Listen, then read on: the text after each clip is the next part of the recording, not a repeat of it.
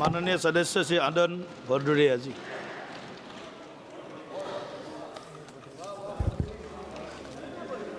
मैं बोलता हूं तो इल्जाम है बगावत का, मैं चुप रहूं तो बड़ी बेबसी सी होती है।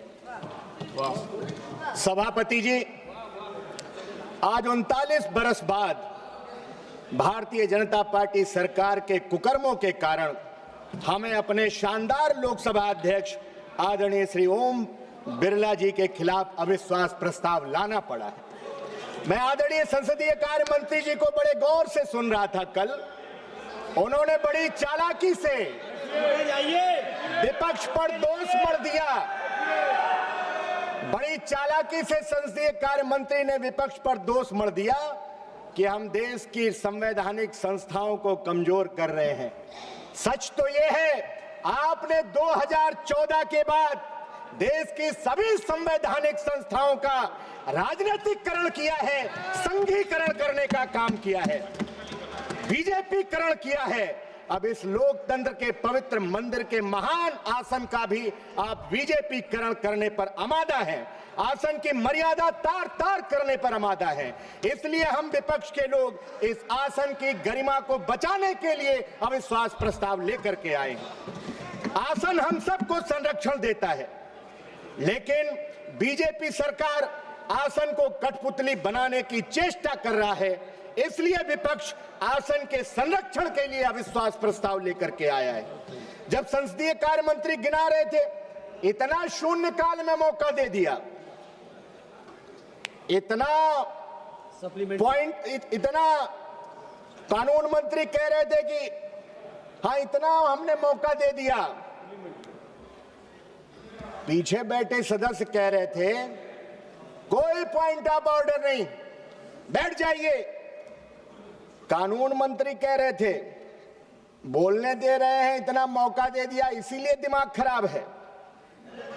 पीछे बैठे, आप वीडियो निकाल लीजिए, पीछे बैठे सदस्य कह रहे थे कोई मौका आगे नहीं मिलेगा। हम सत्ता पक्ष के इसी रवैये के खिलाफ अविश्वास प्रस्ताव लेकर के विपक्ष को आना पड़ा। आप कह रहे थे इतना सप्लीमेंट्री दे दिया विपक्ष को, हम सरकार से खैरात मांग रहे हैं क्या? हाँ, माननीय अध्यक्ष जी ने दिया है समय, ये उनका बड़प्पन है, उनका विराट व्यक्तित्व दर्शाता है। 21 महीने के कार्यकाल में हम समाजवादियों को और खासकर हमारे नेता पीडीए के जननायक, शोषित, पीड़ित, वंचित, दबे कुचले लोगों की सशक्त आवाज माननीय अखिलेश यादव जी को उनका भरपूर स्नेह मिला है। इसमें कोई, हम इस बात को नजरअंदाज नहीं कर सकते। लेकिन डरपोक भारतीय जनता पार्टी की सरकार माननीय अध्यक्ष जी के आसन के पीछे छुप करके विपक्ष की आवाज को दबाना चाहती।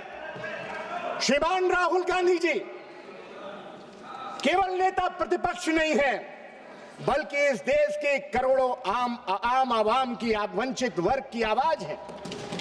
इंडिया गठबंधन के 42% मतदाताओं की आवाज है। माननीय सदस्य ऐसा बोल रहे थे, कई सदस्य बोले, ऐसा लग रहा था कि वो अध्यक्ष जी के खिलाफ अविश्वास प्रस्ताव पर भाषण नहीं कर रहे हैं, वो नेता प्रतिपक्ष के खिलाफ अविश्वास प्रस्ताव आया है उस पर भाषण कर रहे थे। लोकतंत्र केवल बहुमत से नहीं चलता, लोकतंत्र असहमति से चलता है, सवालों से चलता है। जब विपक्ष की आवाज को दबाया जाता है तो केवल विपक्ष की आवाज नहीं दबती, बल्कि करोड़ों आम आवाम की आवाज दबती। हमने इसी सदन के, हमने पुराने सदन के अंदर श्रीमान अटल बिहारी वाजपेयी जी का भाषण सुना है, कम से कम उनसे सीख ले लेते। उन्होंने कहा था, कबीर दास जी का वो दोहा पढ़ा था कि निंदक नियरे राखिए आंगन कुटी छवाए, बिन पानी साबुन बिना निर्मल करे सुभाए। सदन की गरिमा बनाए रखना क्या सिर्फ विपक्ष की जिम्मेदारी है? मैं मानता हूं उससे बड़ी जिम्मेदारी सत्ता पक्ष की है।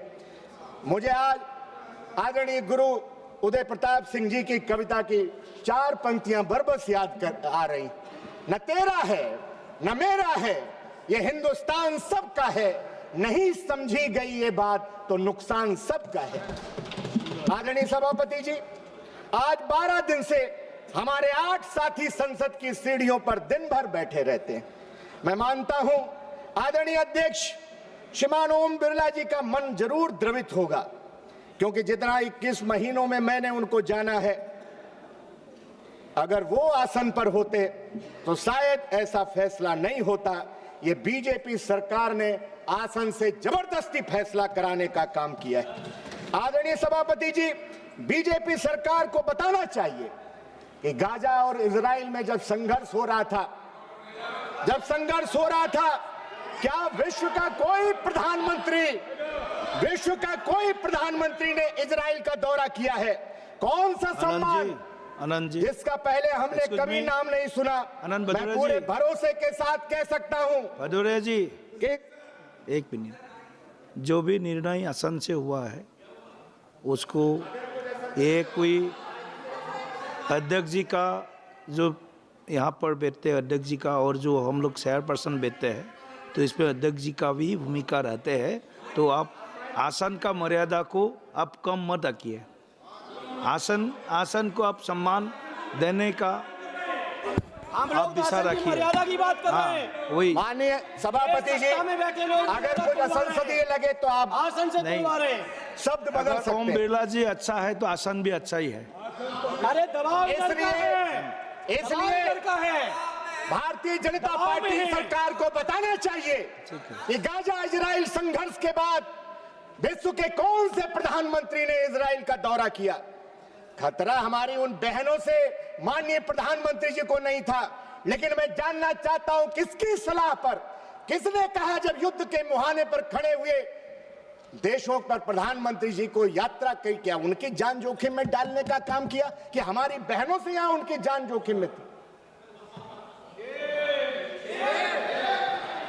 हम सलाम करते हैं ईरान के सर्वोच्च नेता अयतुल्ला खामनेई साहब को, जिन्होंने अपनी आपकी तरह अमेरिका के आगे घुटने नहीं टेके, बल्कि उन्होंने शहादत को गले लगाया और आपने अमेरिका के आगे घुटने टेकने का काम किया।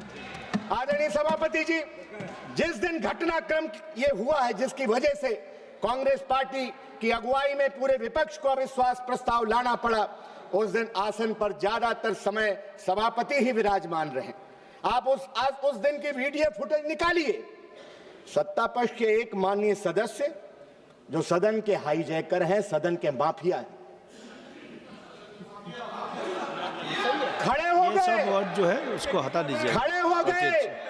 सभापति ने उनका, सभापति जी ने उनका नाम भी नहीं पुकारा, माइक ऑन हो गया। आप निकालिए वीडियो फुटेज और लगे न जाने कौन कौन सी किताबें दिखाने और उनका संदर्भ देने। हम लोगों ने पीठ से आपत्ति की, तब जाकर उनका नाम पुकारा गया बीच में। माननीय अध्यक्ष जी माननीय अध्यक्ष जी पहले ही व्यवस्था दे चुके हैं। एक मिनट कि माइक का माननीय रविशंकर प्रसाद जी, क्या माफिया ने कहा, बोल लिया है, इसी के लिए माफिया सब लड़वाइए। हटा प्लीज गो। हाउस के हाईजैकर हैं,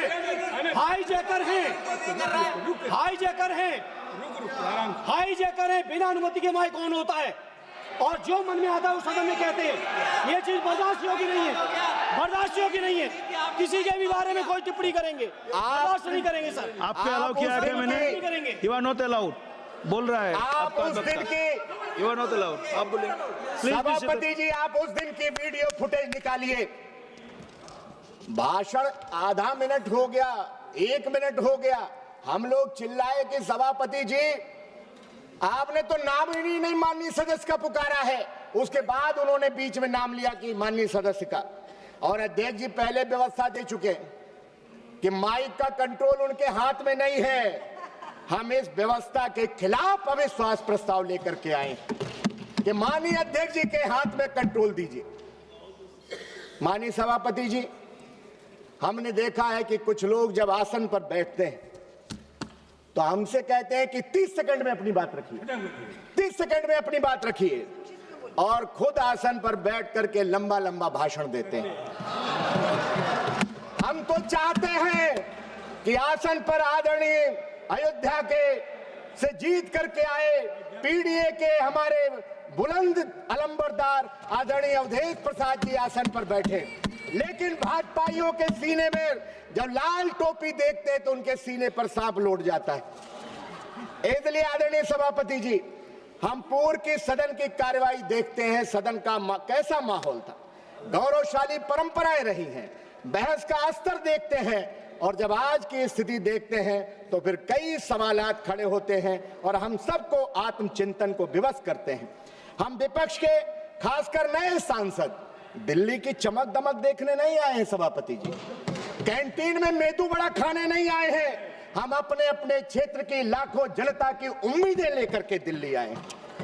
क्या 2014 के बाद आपने सांसद पद की गरिमा नहीं गिराई है? आपने पूरे देश में और खासकर उत्तर प्रदेश में सांसदों विधायकों की गरिमा को अफसरशाही के हाथों में गिरवी रखने का काम कर दिया है। आदरणीय सभापति जी, जनता देखती है कि हमारे मुस्तकबिल का फैसला करने वाली संसद बढ़ती महंगाई, बेरोजगारी, किसानों की दुर्दशा, महिलाओं पर बढ़ते अपराध, मजदूरों के हक, शिक्षा, स्वास्थ्य, सामाजिक न्याय पर कब बहस करेगी? आदरणीय सभापति जी, सरकार इस जवाबदेही से पीछे नहीं हट सकती कि लोकसभा के उपाध्यक्ष का चुनाव आज तक आपने क्यों नहीं कराया।